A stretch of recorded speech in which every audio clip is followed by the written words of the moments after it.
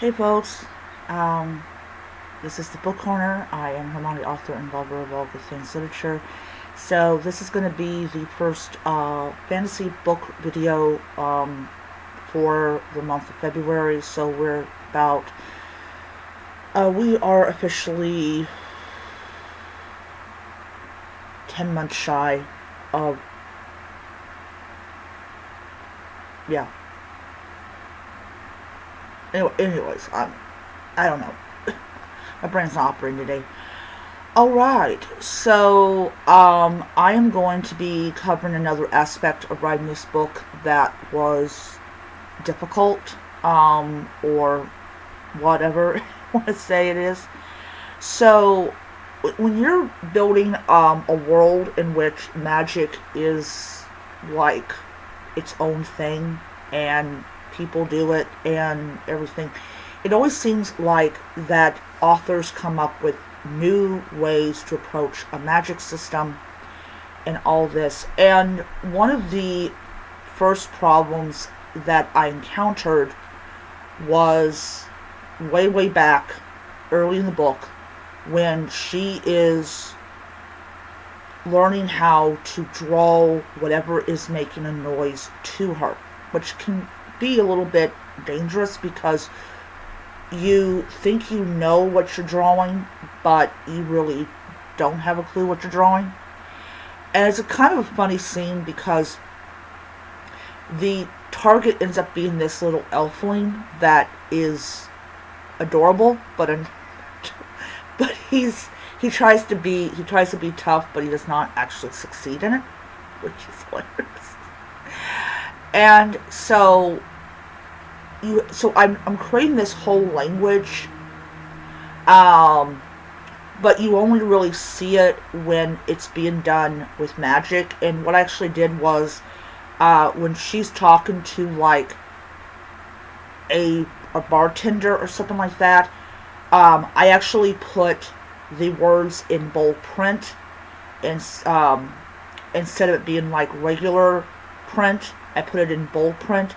And for people that are going to ask me why are certain conversations in bold print, I don't put all conversations in bold print. I just put it when she's talking to like our bartender, or she's in another village and she's trying to buy something. That's when it's put in bold print. When she is around her mother, or when I am describing places and stuff like that, I always will use regular type.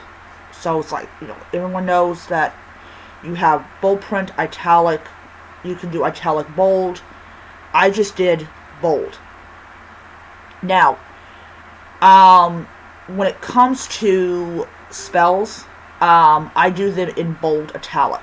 So when she is casting, I will do bold italic. If she's talking to,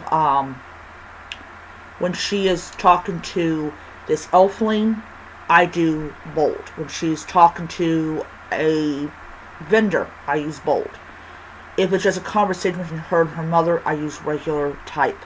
So there is a distinction between the spells, conversations she's having in this language, and conversations that she is having with her mother.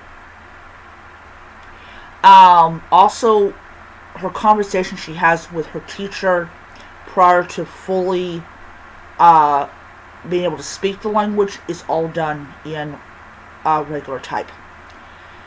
So when we talk about magic systems, I am basically, I start off with she reads the spell from a book, which the magic of the book converts it from English to Majulus, or Majulus. Okay. I'm gonna be absolutely honest. I try to figure out a word that I can actually pronounce, like, on the fly. What is very difficult about creating the words that go into the spell is you're kind of worried that's already been done. Even DC Comics had this had to address this particular issue. Um, ugh, okay. How long ago has that been? Seriously? So, anyways, they went and they did it where like Zatanna would say the words backwards, and that was how they addressed the whole magic thing. Um, with me, it's either removal of literally the entire word, or even only one or two letters, or there is no equivalent of English for certain words, or so that's what I did. I took the words that she was trying to say, and I either decided that there was no equivalent to the English word for, say, no, or I removed like 97 to 99% of that one word.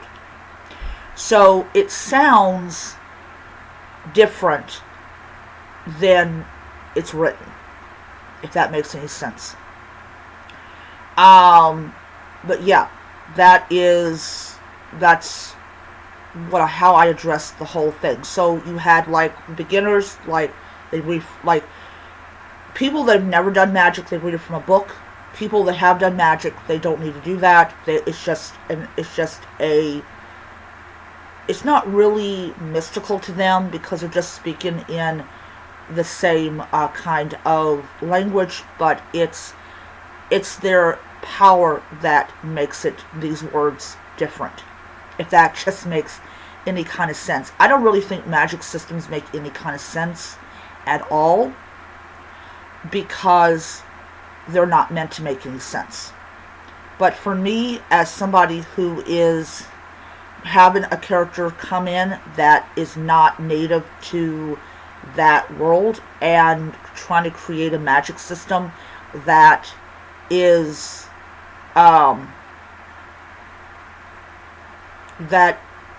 is mystical or mysterious or whatever, it works.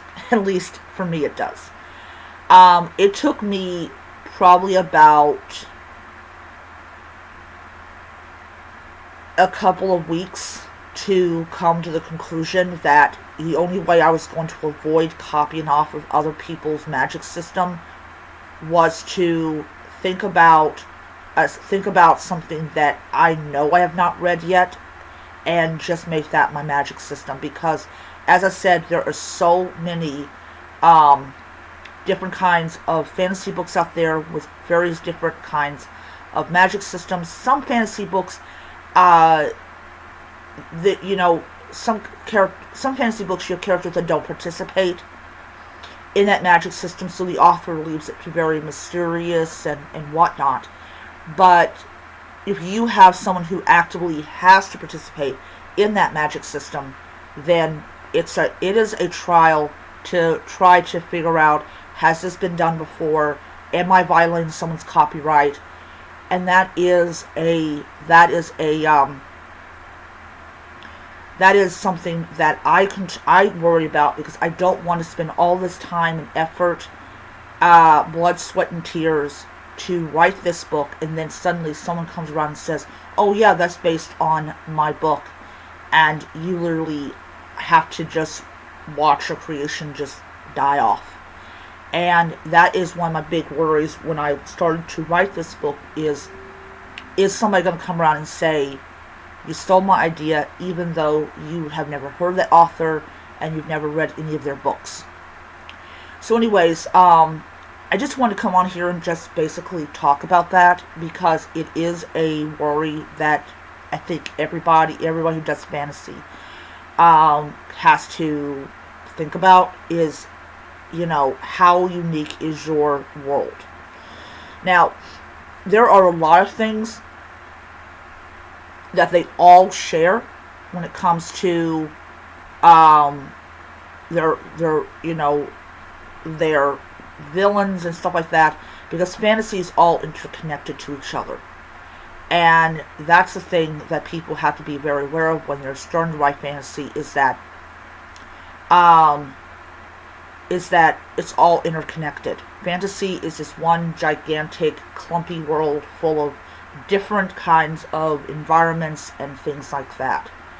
And yeah, so just a few thoughts on that. I will be back later on this month with another interesting video, and I will see you guys next time.